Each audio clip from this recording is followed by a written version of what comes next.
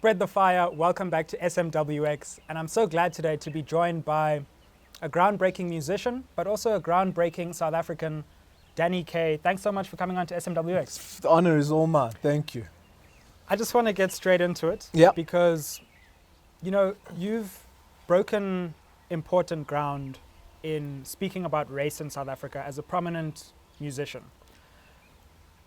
And I just want to know, everyone kind of knows what happened, but how do you feel about the way that controversy, I don't know how it became a controversy, first of all, because it was like the most obvious statement that you made about just being white in South Africa and acknowledging white privilege. Yes. Now that the cacophony has died down, how do you feel about how that all played out and what it says about where we are right now? You know, I thought it was so sort of asinine, and when I tweeted it out, I went to sleep that night. Yeah. Didn't think much of it. Was like just, you know, I'd been doing a lot of reflection with my partner, Cabello about, you know, our history, my place in our country's very difficult history, and it was really there was a lot of reflection going on in my life, and you know, I was sitting alone in my study, and I tweeted this out, just saying, you know, my ownership of my own privilege, you know, given our past. Yeah, went to sleep, woke up, opened Twitter, #1 trending. I was like, what in the world is going on here? Started getting calls from the media, you know, like it just exploded. Wow, so you slept as this thing caught fire. I kind of slept as it caught fire and woke up to this absolute eruption. And, you know, I was always a very kind of PC artist. You know, never had much controversy over my career. Have always been kind of like, you know, the guy who towed the line, looked after his brand. So anything of this level of controversy and people spewing hate at me was very new to me. And at first I was quite shocked by it, and it took me a while to digest it and figure out what my next move was. And then the more I thought about it, I was like, you know, this was meant to happen. Everything that I'd been reflecting on, this was a statement that I felt I needed to own. There was certainly no backing down from owning it. And I thought now my responsibility is to kind of educate and explain what that little character tweet said. And I think that's sort of the problem with Twitter, is that you don't hear tone, you can't hear explanation, so people misinterpret it or maybe interpreted it quite right, but you know, whichever side of the argument you were on. But then I went into the media and I wanted to really explain my definition of privilege and explain why it doesn't trigger me in a way that it triggers, you know, so many other white people, that, you know, when they're told, you have white privilege, it just makes them feel very uncomfortable. So I want to talk a little bit about that reaction. Obviously, we had Helen Zilla's wonderful reaction, which completely missed the point. And then just the way that the media framed it, for me, was quite troubling, because it became this like debate. And I'm like, why do we keep having these debates between people who are saying things which are true and people who are saying things which are crazy, and then equating those two positions? So, I mean, I saw something where you were put on some panel with, quite frankly, someone who I think is foolish, Chris Chameleon, on this issue. And then your positions kind of become equated, and it's like maybe this and maybe that, instead of us having the real conversation about privilege, white privilege, and various forms of privilege in South Africa. Well, I mean, that was the thing. I was very, that's actually what disturbed me the most, was that the headlines were Danny K suffers backlash from tweet, and what was concerning to me was it shell-shocking or other white people from standing up and making statements like this, because it was like, God, look what happened to him. I don't want to say anything about this. And that to me was the concerning thing, because I think ownership of privilege, be it male privilege, heterosexual privilege, white privilege, is a very personal, you know, self-reflective process that if you prepared to do that and own it and believe in it, you know, there's nothing wrong with it. It's about finding humanity, empathy, all these things it did for me. And it worried me that tremendously. And when I would go on these panels, I would be like, you know, why is this controversial? And why does this affect people that see ownership of privilege in such a profound way. But look, that was my cross to bear, and I'm hoping that by doing interviews like this and by continuing work in the space, it gives the conversation some context. And it's like, for me, and Sizwe, I tell you, I was a guy who worked across the color line in the music business, and the privilege argument was even lost on me. I never really understood it until Cabello and I began our keynote and our work in diversity, inclusion, racism, and we really thought about all of this stuff like very hard. And when you don't think about it and you just hear these buzzwords, you don't get it, and I understand why people don't get it, because there's a lot you need to look into, there's a lot you need to read, and if you're just hearing people in your echo chamber on Twitter saying there's no such thing as privilege, like what about the corruption in government, and what about black privilege, and look what they've done, and you start getting this whole conversation very muddled and muddy, and you need to segment it, and I think that's kind of the work that I want to do, is just to give it some context and explanation. I think one of the things you say that really hits home with me, and something that I hadn't realized before, is it can be quite a lonely place as a white South African speaking out against racism. As a black South African, you're like, well, this is tough anyway. But it's like, if you're a white South African, either your representative is AfriForum, who the media is like always giving a platform.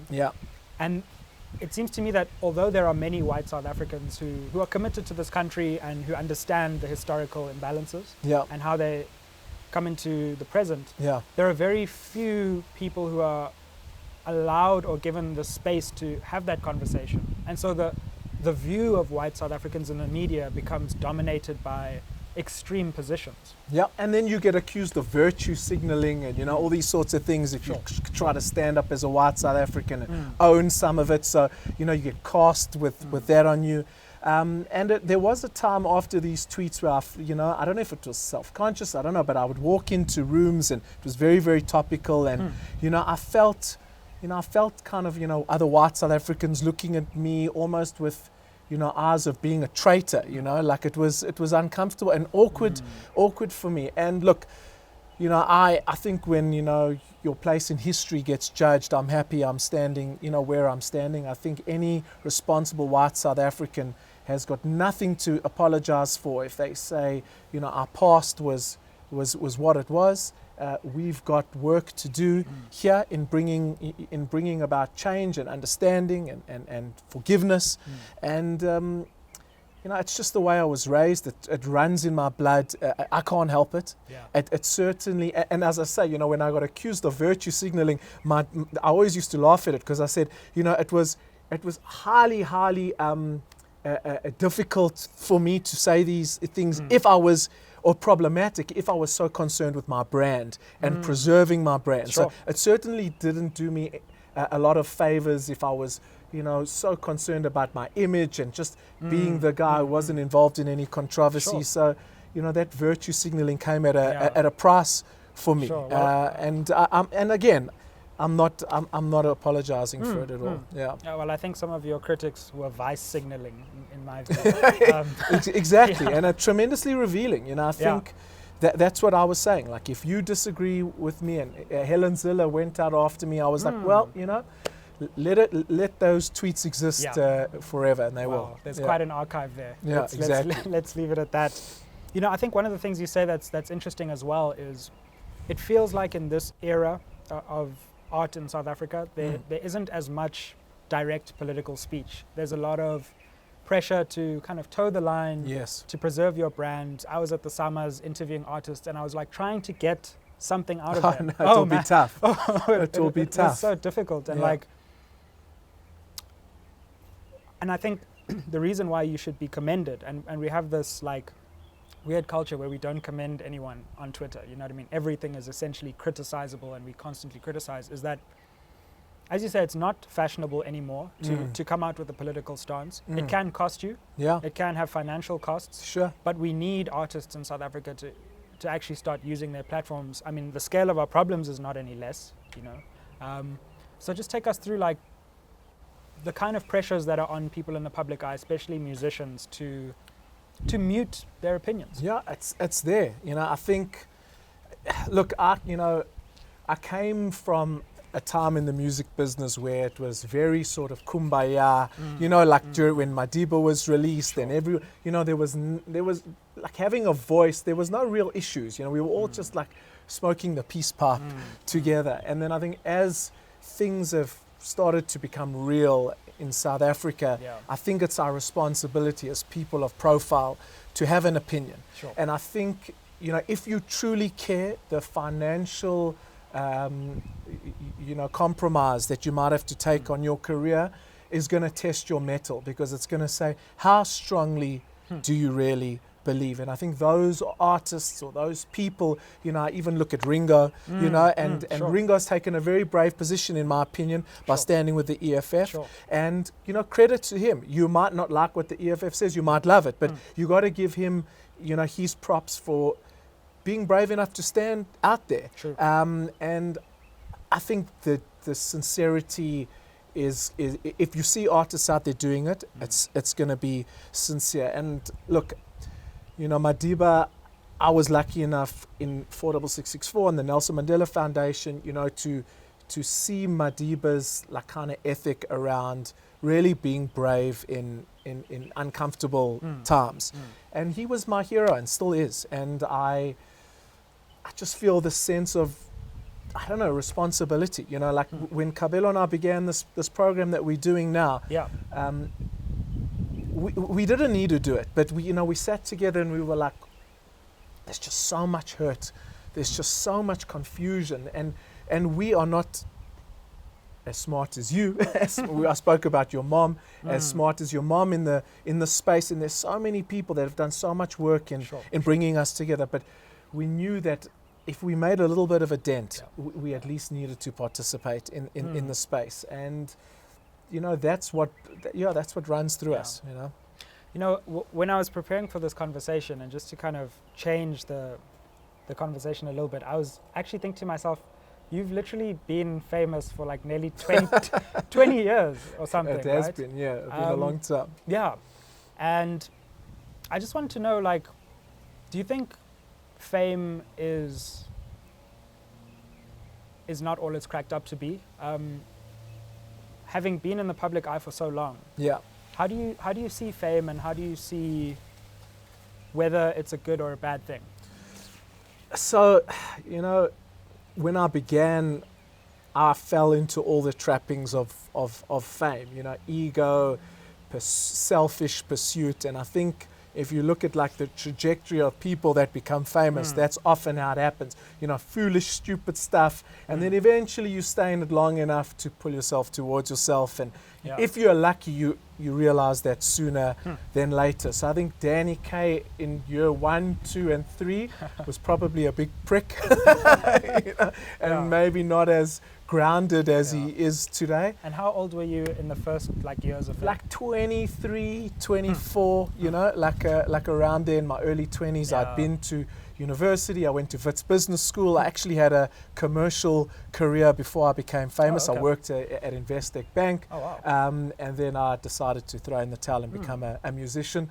So I went from this corporate kid to like this, you know, famous musician, and I was like, yes, I'd finally done it, and I went like kind of balls to the wall. And then I think I like sobered and started realizing that you know, you're going to burn out very, very quickly if you don't separate the stage guy from the offstage guy. And I think I've just been doing this so long that I don't live in the music video anymore. You know, like I see some artists, that are always in the music video. They rock up on a Tuesday at 2 o'clock in the music video, you know? And that's okay. I'm not, you know, like you need to go through that, and then I think you realize. And where I am now is, I think I want to harness the power of all of those years and this profile to just maximize things, you know. So like, anything that I can do to use my brand, my personality, my space to try and do good things, that's what I see as the real benefit of fame, the accessibility, the platform. And that's the power that fame can give you, you know. But conversely, it can also put you in a very, very big pedestal to fall very, very, very far down, you know. So let's talk about some of those things that you've been doing. You've had Shout. You've also now embarked on this new project with Cabello, which is about, you know, trying to raise consciousness around diversity. Let's talk about some of your work trying to leverage your public position for social change. Yeah, so Shout is probably the obvious one, that after Lucky Dube was murdered, again, Cabello is a very like-minded person to me, in a sense that he's very driven and very, very focused. And, you know, when you're starting businesses or when you're starting partnerships, you need an ally that is like a kindred spirit. And I knew to get the music industry together, you know, it was going to... Oh man, that's like herding cats. Bro. Yeah, well, exactly. It was going to be hard. And he had influence in one sector of the you know, in one genre. I had another. And we started Shout as a response. We didn't really know what we were going to achieve, but we wanted to get everyone together. It was around crime and violence, which was, you know, still is very, very topical. But back then, there was no Bosasa or anything. So these were some of our biggest issues, were crime and violence, right? And it became very, very successful. And the funny thing is that Shout, about 2 years before that, I'm talking about the selfish, famous Danny K, who was there, had a meet and greet with Madiba at 46664 in Fancourt. Right. And it was one of my first meetings with him. And he put this challenge to me. I just had like a sit down with him. I've still got the picture. And I'd prepared a whole list of questions I wanted to ask him. I like really was caught totally off guard. And he said to me, you know, I challenge you to actually do something for someone other than yourself. He could almost see it in me that I was doing absolutely zero. And when Lucky died, it like haunted me. I thought, okay, here's my shot. Here's my chance. And yeah, with Cabello, we started Shout 12 years later. We've done 3 songs. We've won SAMAs for the biggest download of the year with it. We've built 12 libraries across the country in primary schools to try and educate kids, really with the view that crime and violence is only going to change if you know, people have you know, are given options. And a lot of these kids, it's a long-term game, you know, to educate rather than you know, I guess fight crime with guns and bullets now. So education's our vehicle. And I mean, it's just been a wonderful, you know, it's been a wonderful program to set up. I can't believe it's still running 10 years later. Next week we open our 13th library in Durban. So, you know, small things can lead to big things. I guess that was my lesson. And did the success of that lead you on to thinking in this new venture with Cabello that there are avenues to do even different things, to focus on other social so issues? I mean, we're very close, you know, we speak to each other all day, you know, we kind of look at our country, and every week, you know, what are some of the things that are happening, what can we do? And it was around the time where there was Adam Katsavelos, Vicky Momberg, all of these things were starting to happen, you know, these big racist, you know, like flare-ups. But I thought racism doesn't exist anymore. That's exactly. And you know, there's explicit racism, but there's also a lot of tacit racism that we also speak about, you know, that when you're in safe spaces, words like they and these things that also I don't think have any place in our country. So Cabello and I were watching this, and we were going, look, like we answered the call with Shout, we wanted to make a contribution. We just wanted to start a dialogue and a conversation. And you know, I was doing corporate keynotes about my life and my struggles anyway, and I said to Cabello, I was like, you know, we need to get in these rooms. I'm in these corporates. These are like the, you know, these are the trenches of our country where there's a lot of disharmony. People are working together, but they're not understanding one another. They're not getting to know one another. Let's start speaking to corporate South Africa and just getting the dialogue going through a prism of our own lives. So here's two different guys, one born in Diepkloof, the other one born in Sydenham in Glen Hazel. Right. You know, one Jewish, one Christian, Yeah. one Kwaito artist, one pop artist, yet we've been able to be successful in understanding one another in spite of all this difference. And it's been no mean feat. You know, we've had issues between us, Sure. Cabello, racial issues, cultural misunderstandings. We've, over the past 12 years, had to really have patience and empathy and these things. So we wanted to use our own lives as a backdrop to say, here are our best practices. We've met with some of the greatest minds in the space in the country, and we really came with humility, saying we don't understand this, teach us, because it's a difficult space, you know, and it's hot potatoes everywhere. And now, after a year of research, we finally launched this program called Worlds Apart or Partners. So that's our thinking, you know, we either worlds apart or we're coming together. And partnership is what we were about. It's what we've always done very successfully. And yeah, we just want to try and get people to be the best partners they can be. And that's essentially what the keynote, the masterclass is about. It empowers people, yeah. And it's simple stuff, eh? Sure. It's simple stuff. This isn't like highbrow concepts. Sure. This is about, I mean, I'll give you one example. Learning to pronounce one another's names correctly and not having to change, if you're a black South African, your name because it's not going to be understood or pronounced properly, because like we identified that, you know, names are your identity. And if you change it from Sizwe to Sydney, you know, that's not you. Yeah. It's not what your parents named you. Again, we speak about Madiba, that he was Holy Hlatla, but he became Nelson, you know, because of just that problem. So, like I say, we give people simple tricks of just conscientizing their humanity and saying, you know, let's think of each other as people, like that. Would you ever think of going to Parliament? Because you mentioned Ringo, and I'm like, making a lot more sense than a lot of the politicians. The truth is, I can't find a party that I really think would be a good fit for me, which I think a lot of South Africans are struggling with. So I love some of the stuff the EFF says. I really do. That would be quite something. I love some of the stuff the ANC says. I like some of the stuff the DA says. Sure. But then I hate some of the stuff they all say, which I think in this last election, and I followed you, and I followed a lot of, you know, political commentators that I was looking for advice, you know, because I walked into the ballot booth and I was like, what do I do? You know, and so many of us, I think, were locked in that conundrum of who do we vote for?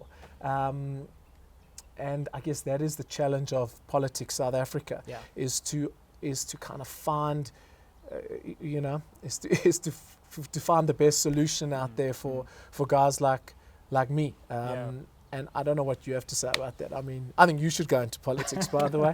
But, I mean, would you? Should we start a party now? I mean, hey.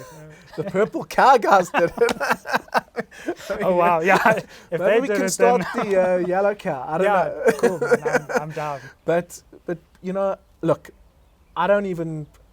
I think civil society and the private sector is always where I thought I could make the biggest dent. So when we raise money for our libraries, we don't go to the Department of Education. We want to tap into corporate South Africa, because there's enough demand that exists there, and enough or a little resource that needs to go a long way there. And we didn't want to burden government or the purses of government with building libraries. We wanted to go to Old Mutual, Steers, these sorts of guys that are in the private sector, and we've been successful there. So I've always been a private sector guy, you know, and I think getting into politics is a whole nother animal that I just frankly don't understand. I don't.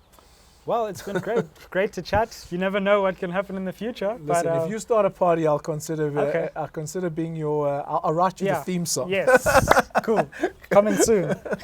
Thanks so much for joining us on SMWX. Thanks, Sis. Thanks for having me. SMWX. No young people are around the decision-making table. Let some new voices come to the fore. Follow us on WhatsApp. Catch us live Tuesdays and Thursdays. Out with the old, in with the new.